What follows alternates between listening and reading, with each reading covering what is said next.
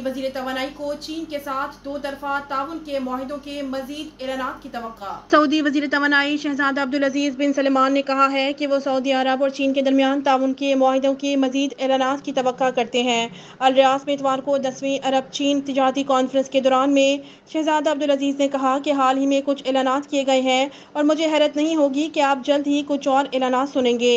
उन्होंने इस बारे में कुछ बसीरत फराहम की है कि सऊदी अरब मुख्तलिफ वजूहात की बिना पर चीन के साथ तज़ाविराती शराकत दारी बरकरार रखने में क्यों दिलचस्पी रखता है। उनका कहना था कि मैं इस बात का अंदाज़ा लगाऊंगा कि हम चीन में क्यों दिलचस्पी रखते हैं। ये बहुत आसान है, जब तेल की बात आती है तो चीन में तेल की तलब और भी बढ़ जाती है, लिहाजा यकीनन हमें इस तलब को पूरा करना होगा।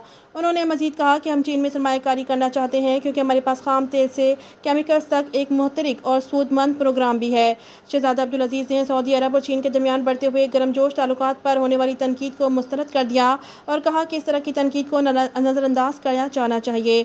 अल रियाद में होने वाले इस अरब चीन बिजनेस कॉन्फ्रेंस के 10वें इजलास का मकसद सरमायाकारी, मईशत और तिजारत के शोबों में वैलिड और रोड इकदाम पर मबनी तज़ाविराती अरब चीन शराकत दारी को बढ़ाना है।